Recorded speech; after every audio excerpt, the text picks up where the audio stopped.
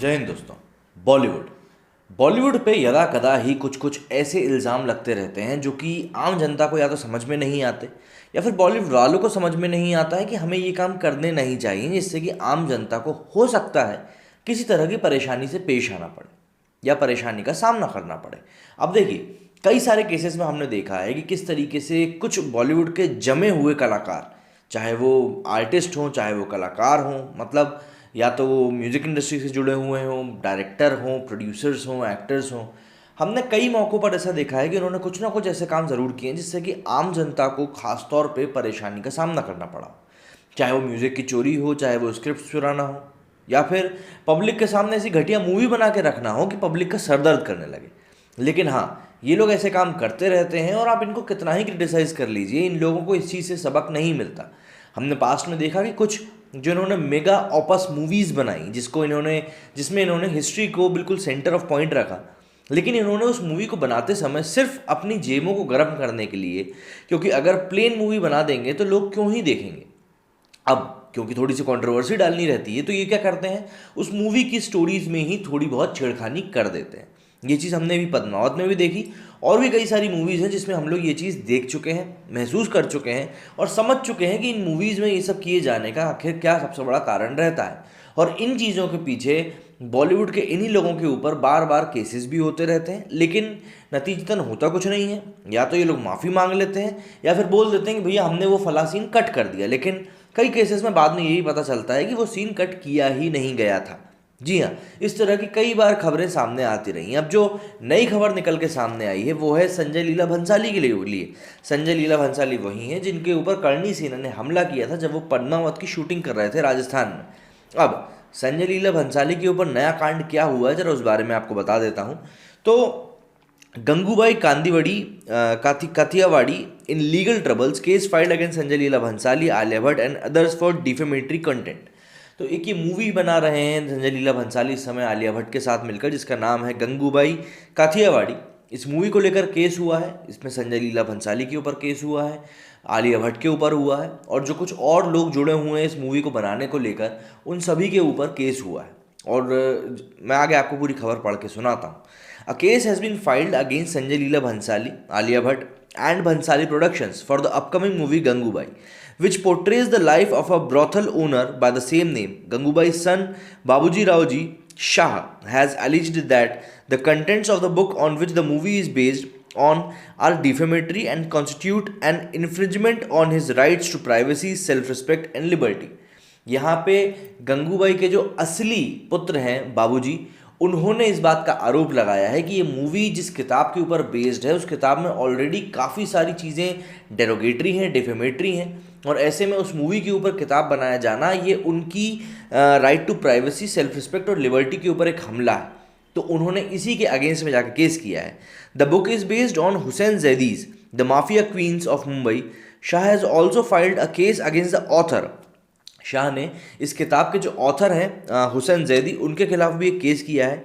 And reporter Jane Borges whose research constituted the premise of the book. और वो पत्रकार जिसकी रिसर्च के ऊपर ही पूरी किताब की कहानी या किताब को लिखा गया है, उस पत्रकार के खिलाफ भी उन्होंने केस किया है।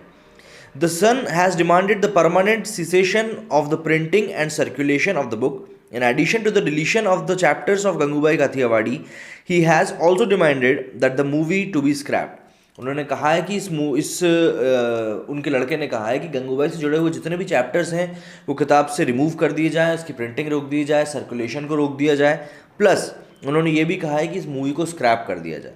आगे लिखते हैं कि Narendra Dubey, शाह's lawyer, has claimed that a criminal complaint may also be filed in the coming weeks for defamation, indecent representation of women and circulation of obscene and indecent material.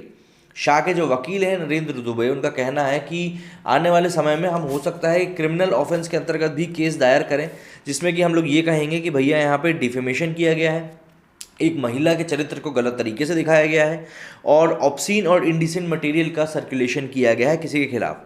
The first hearing in the matter was held at the Bombay high court on Tuesday and the next hearing is stated to occur on the 7th of January. Dubey told the print में एक खबर छपी थी कि ever since the promo of the film came out, rumours have spread and Shah has harassed in his own locality Shah को harass किया गया है जब से इस मूवी का फर्स्ट लुक सामने आया है। उनका पैर भी फ्रैक्चर किया गया है, उनको मारा गया है, उनके रिलेटिव्स को भी सफ़र किया जा रहा है, and now being known as coming as उनको अब प्रोस्टिट्यूट की फैमिली कह के पुकारा जा रहा है।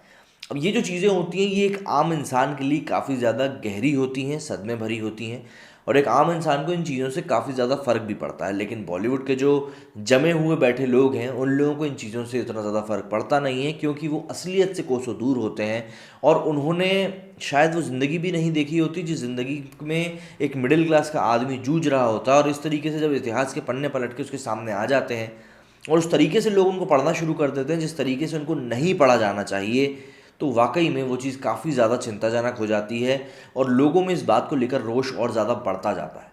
लेकिन बात वही है ना कि अगर ये बातें बॉलीवुड वाले इतनी आसानी से समझ गए होते तो फिर बात ही क्या होती। बस इतनी सी बात है। उम्मीद करता हूँ कि इस तरह की जो चीज़ें हैं वो अब बंद होंगी, क्योंकि लोग अब इन चीज़ों का खुल के विरोध करने लगे हैं। प्लस लोगों ने ये बात भी कहना शुरू कर दी है कि भाई अगर बॉलीवुड हमारे साथ सही तरीके से ट्रीट नहीं करेगा तो हम आखिर उनको कैसे ट्रीट कर सकते हैं। भाई आप कंटेंट के नाम पे आखिर क्या चीज़ दिखा रहे हो, आप किस तरीके से सोसाइटी को आगे बढ़ा रहे हो, क्या चीज़ें हैं जो आप आखिरकार एक सोसाइटी में फॉर एन एग्जांपल आप सेट करना चाहते हो। इन सभी चीज़ों को लेकर बॉलीवुड से अब लगातार सवाल किए जा रहे हैं और उनकी इन्हीं चीज़ों के ऊपर बात भी की जा रही है। इन्हीं चीज़ के मद्देनज़र कूली नंबर वन से जुड़ी हुई एक शख्सियत है, कूली नंबर वन को लेकर काफ़ी ज़्यादा क्रिटिसिज्म सामने आया है कि भाई मूवी में कोई लॉजिक नहीं है, फिज़िक्स को तो मतलब बिल्कुल हाशिए पे चढ़ा दिया गया है, मूवी डिट्टो कॉपी है ही जैसा कि हम लोगों ने पहले से जाना है। तो इस चीज़ों को लेकर उन्होंने अब सीधे कह दिया कि भैया जिन लोगों को देखनी मूवी वो देखें, जिनको नहीं देखनी वो नहीं देखें। लेकिन बात वही आ जाती है ना कि आप कब आखिर घटिया कंटेंट बनाना बंद करेंगे। भाई कंटेंट को लेकर जो सवाल उठ रहे हैं वो सवाल तो यूं ही उठते रहेंगे, उन सवालों का उठना तो इतनी जल्दी बंद होना नहीं है। लेकिन हाँ, अगर आप लोग इन चीज़ों में सुधार कर सकते हैं तो वाकई में पब्लिक भी अपना जो रवैया है, जो नाराज़गी है, उसको बदल सकती है।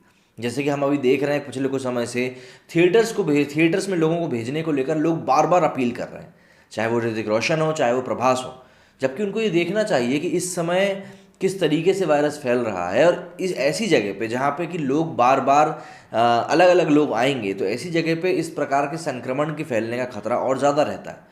जहाँ ये अमिताभ बच्चन तो ये कह रहे हैं कि भैया 2 गज दूरी, मास्क ज़रूरी, वहीं उन्हीं की इंडस्ट्री से जुड़े हुए बाकी लोग कह रहे हैं कि भैया आओ, भीड़ लगाओ, माहौल बनाओ। तो ये सब चीज़ें समझने वाली हैं कि हिपोक्रेसी क्या है। या तो आप लोगों के हित के बारे में सोचेंगे या फिर लोगों के आप अहित के बारे में सोचेंगे। दोनों चीज़ें एक साथ नहीं चल सकती। ये चीज़ आपको समझनी भी होगी और माननी भी होगी। बहरहाल ये सब चीज़ें तो यूं ही चलती रहेंगी, क्योंकि सातवें आसमान पे बैठे हुए लोगों को जब आप पत्थर फेंक के मारते हैं तो उनको इतनी जल्दी समझ में नहीं आता। आपको पहले उनकी नींव थोड़ी सी कमज़ोर करनी पड़ती है, उसके बाद ही उनको चीज़ों का संपट पड़ता है।